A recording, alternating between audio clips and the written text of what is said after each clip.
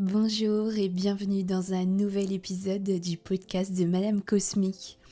Ça me fait tellement bizarre de vous dire ça parce que du coup j'ai complètement abandonné les épisodes depuis le mois de janvier et je m'en excuse. On va dire que j'ai été complètement dépassée, c'est le cas de le dire. Il s'est passé beaucoup de choses depuis le début de l'année. Je pense qu'il faudrait même que je fasse un épisode sur cette année aussi intense. Alors je me dis ça à chaque année, je me dis l'année prochaine ça va être plus calme, on a bien libéré et chaque année c'est de plus en plus électrique, donc franchement c'est difficile d'imaginer cette sensation. Et ça a été un tourbillon de janvier à fin avril. Donc écoutez, on accueille ce qui se passe. Donc je n'ai pas pris le temps d'enregistrer de podcast, sachant que tout le mois de janvier j'ai été à Maurice. Donc c'est vrai que j'ai vraiment profité de cette magnifique île. Hier, en faisant un petit tour sur la chaîne YouTube, je me suis dit mais c'est pas possible, j'ai complètement laissé le podcast à l'abandon. Donc j'ai eu cet élan de me dire allez, il faut que je continue. En plus, je sais que ça peut aider beaucoup de personnes par rapport à ce que j'ai traversé. Donc bienvenue à toutes les nouvelles, si c'est le cas. Et encore pour les autres, je vous remercie d'être toujours présente ici sur Madame Cosmique. Dans ce podcast, je vous parle donc de mon syndrome de l'intestin irritable, même si depuis il a évolué, mais justement, je vous parle de ce parcours de guérison qui est le mien, qui peut-être pourra vous aider grâce à mes conseils, parce que je sais que ce syndrome, c'est encore, on va dire, peu développé sur les conseils, et pour moi, on n'apporte pas forcément les bonnes réponses. Donc ça me tenait vraiment à cœur de faire un podcast là-dessus. Puis ça m'empêche pas de vous partager aussi mes retours sur d'autres ressentis énergétiques, puisque je vous accompagne aussi sur Instagram avec des soins énergétiques. Et j'aime bien aussi vous parler des énergies en général et de mes ressentis. Donc j'ai repris un petit peu les épisodes puisque je ne savais plus où j'en étais rendue. Et aujourd'hui je vais vous parler d'une chose importante pour moi dans la guérison, qui a été vraiment aussi, je pense, un élément déclencheur pour la suite. Alors, je pense que c'est une étape qui est assez difficile, qu'il est aussi encore pour moi, il faut être réaliste. Vous voyez, hein, je vous le dis souvent, mais les choses prennent du temps tout au long de notre vie, et puis en fait c'est aussi cyclique. Et c'est pas parce que je suis thérapeute holistique que sur cette partie-là, tout est terminé pour moi. Et comme je vous le dis, je suis comme vous. Donc pour moi, ce qui a un petit peu été un élément déclencheur aussi dans ma guérison, c'est de m'intéresser à ma famille, comme je vous l'avais dit, par les constellations familiales. Mais il y a aussi un autre axe sur la famille, c'est d'aller encore plus loin dans cette idée et dans cette profondeur, c'est d'essayer, en tout cas, je sais que pour moi, quand j'étais jeune, c'était quelque chose d'inconcevable à comprendre, mais ma mère était déjà dans les soins énergétiques et elle me disait toujours « Mélissa, tu as choisi ta famille, tu n'es pas venue ici par hasard avec nous, et donc tout ce que tu vis est vraiment en expérience et ça devait être comme ça au niveau de la lignée, voilà, au niveau de ton chemin de vie. » Et donc pour moi, c'était vraiment quelque chose d'inconcevable où j'avais vraiment un rejet total de me dire mais non, c'est pas possible en fait, c'est juste du hasard. Cette famille-là, c'est ma famille, mais c'est vraiment le pur hasard parce que j'aurais pu très bien tomber dans une autre famille, etc. Et j'avais tellement de colère en moi que j'essayais vraiment de penser ça, parce que quand j'étais jeune, j'avais toujours eu cette pensée où, je suis honnête avec vous, j'ai mis du temps à être dans le développement personnel, et, enfin en tout cas de me passionner par ça et la spiritualité, mais en même temps, à cette époque-là, j'avais beaucoup de frustration et aussi peut-être de honte et de gêne, puisque ce n'était pas aussi clair que maintenant, aussi développé pour beaucoup de personnes et aussi en général dans ma tête. Et donc j'avais plutôt honte de dire que ma mère était magnétiseuse, travaillait dans les soins énergétiques. C'était quelque chose pour moi qui était difficile. Et donc du coup, je faisais un peu un rejet de toutes les phrases qu'elle me disait dès que ça apportait à la santé, que si j'avais mal quelque part, j'avais forcément quelque chose à comprendre qui soit énergétique. J'avais vu un réel passer là-dessus et je trouvais ça drôle parce que des fois, il faut rester dans le juste milieu entre les soins énergétiques et la réalité. Parce qu'effectivement, notre corps nous parle, nos émotions nous parlent, mais parfois on a aussi, on peut être malade et puis voilà, c'est juste on a attrapé une bactérie et voilà, il faut se soigner, prendre soin de soi.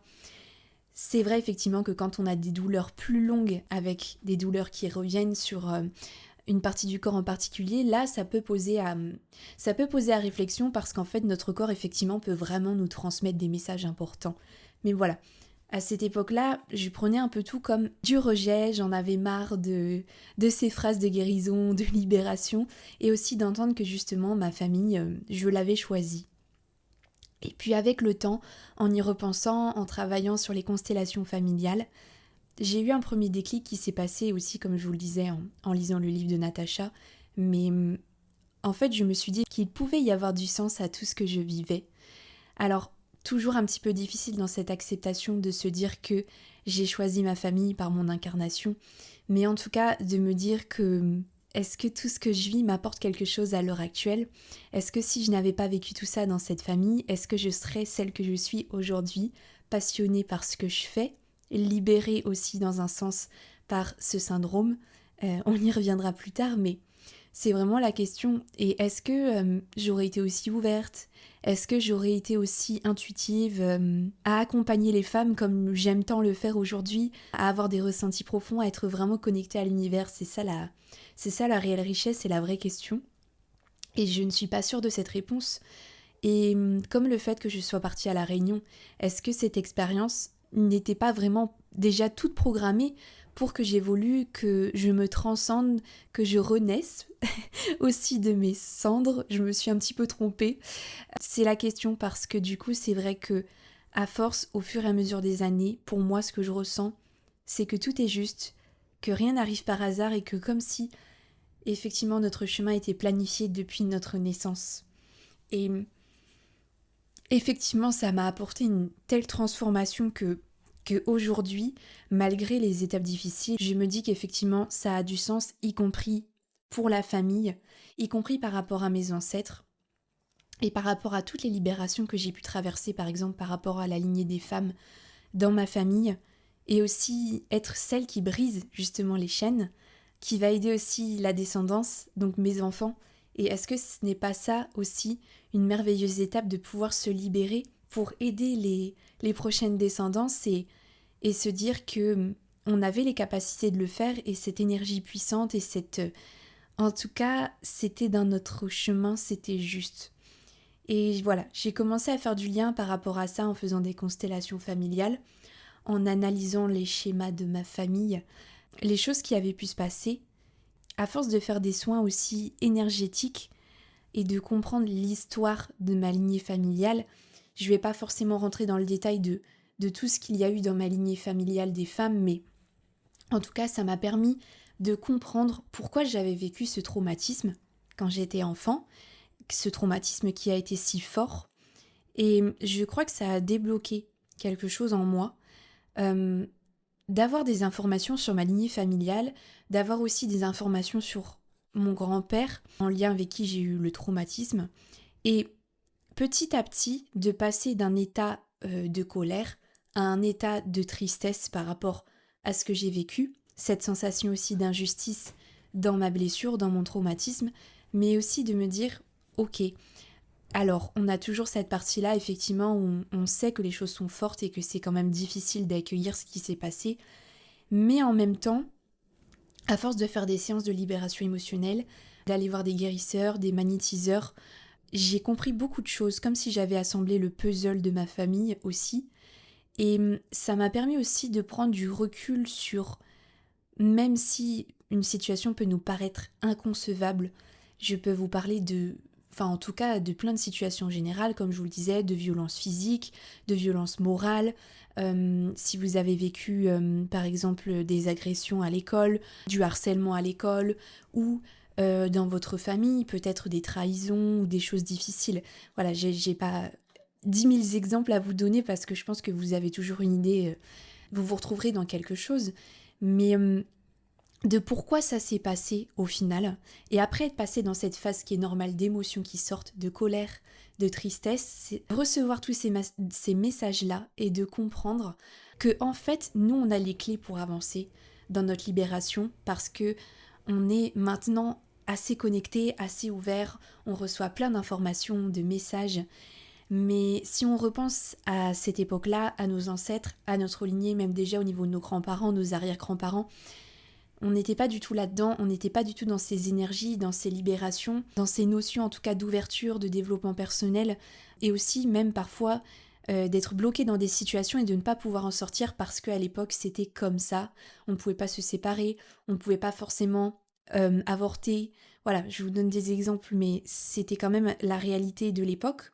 C'était on va dire, de rester dans les situations, peut-être d'essayer d'aller au bout des choses. Et alors d'un côté, c'est bien par rapport à maintenant, parce qu'on a tendance maintenant à un petit peu fuir les choses trop vite dès qu'il y a des situations qui sont difficiles, au lieu d'essayer de comprendre, d'être en phase de situations d'amélioration et d'essayer de mettre en place des choses pour que les choses s'arrangent. Donc il y a un juste milieu à trouver, mais voilà, à l'époque, c'était quand même assez dur. Et aussi parce que justement, nos grands-parents ont pu aussi avoir des héritages émotionnels aussi forts, voire même encore plus forts, de leurs propres parents, de leurs propres grands-parents. Et voilà, de prendre conscience aussi que c'était quelque chose de fort pour eux et qu'en fait, ils ont agi avec ce fonctionnement-là parce qu'on ne leur a pas appris autrement. Et en fait, ils avaient une manière de s'exprimer ou de faire les choses, de passer à l'action, qui était en fonction de leur propre schéma et de leurs propres croyances et de leur propre fonctionnement. Et donc forcément, ils pensaient peut-être agir de la meilleure manière ou de la bonne manière, ou être en recherche d'un besoin d'amour, d'un besoin de reconnaissance, d'un besoin de fierté, de gratitude, etc. On peut en citer plein. Mais ils ont agi à leur manière et pour eux, ils pensaient que c'était juste.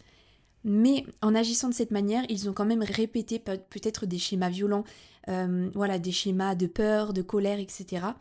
Et moi, je me suis retrouvée imbriquée dans ce schéma-là vis-à-vis de mon grand-père. Et effectivement, après plusieurs temps de réflexion et quand même plusieurs années, comme je vous le dis à chaque fois, c'est quelque chose qui m'a mis, en tout cas, pour une première idée, dans la paix. Commencer à être dans la paix, de me dire, ok, c'est toujours difficile pour moi d'accepter cette situation, et je pense que j'aurai toujours des émotions parce que c'est normal, mais ces émotions, je les accueille avec plus de justesse, plus de tendresse, et en tout cas, je les regarde et je sais qu'elles sont là, mais en même temps, je peux les laisser passer beaucoup plus facilement, et elles ne sont plus ancrées pour moi dans mon corps. Elles n'ont plus du tout la même place qu'avant, parce qu'avant, elles étaient ancrées en moi, mais vraiment dans cette résistance, et que maintenant, je peux les regarder et les laisser passer.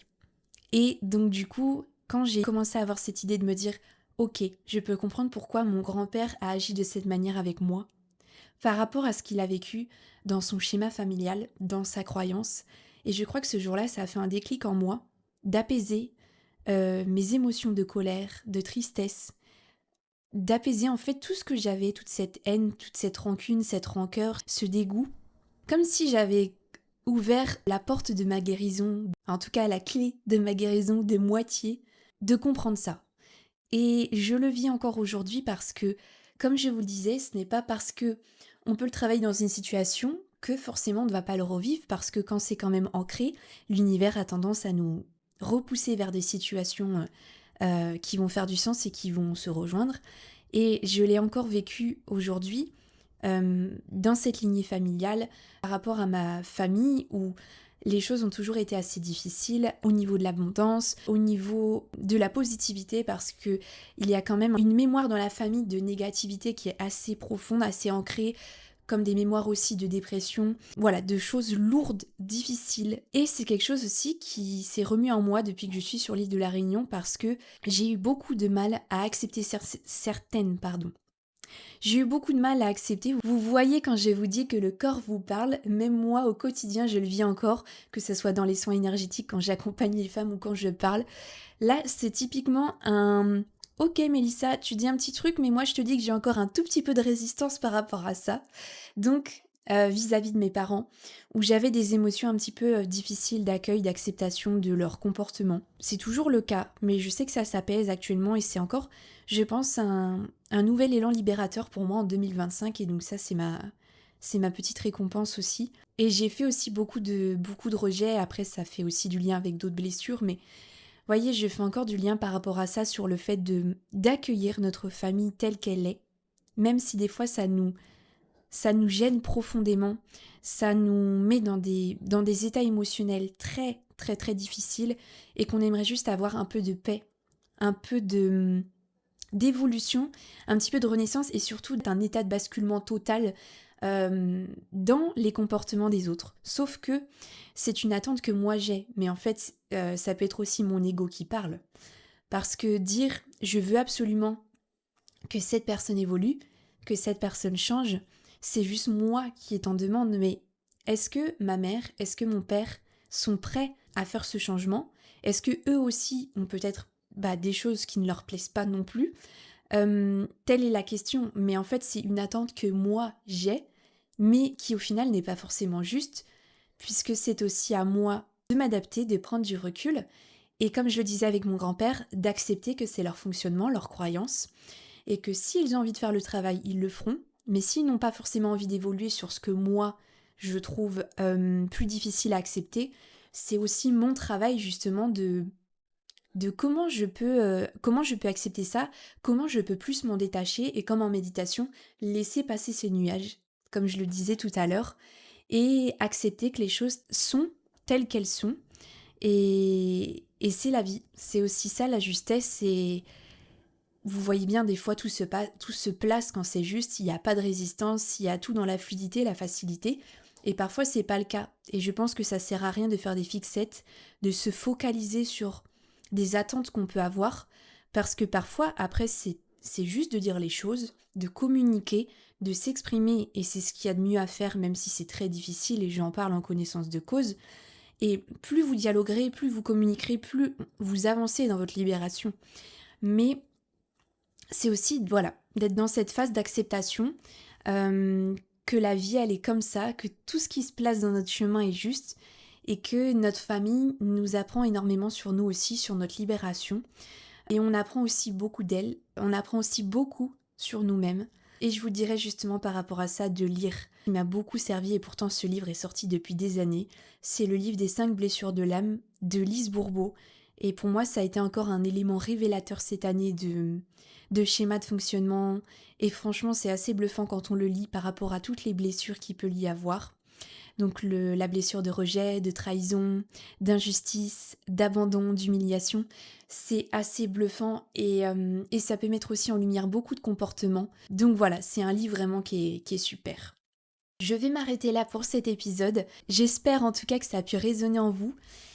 J'ai pris beaucoup de plaisir à reparler avec vous, même si vous n'êtes pas forcément en face, mais je sais que vous m'écoutez et je vous envoie tout ça avec le cœur, donc franchement je suis heureuse de vous retrouver. N'hésitez pas à m'écrire sur Instagram, Madame Cosmique, à me suivre aussi sur Spotify vraiment, ou à me laisser un petit commentaire, ça m'aidera beaucoup, à me suivre sur YouTube comme vous le savez. Alors peut-être, je ne sais pas si j'en avais parlé, mais j'ai ouvert une chaîne de méditation sur YouTube où il y a également le podcast. Donc il y a énormément de séances de méditation guidée, de séances de libération émotionnelle, un petit peu comme je pratique en soins énergétiques, et aussi de rituels méditatifs.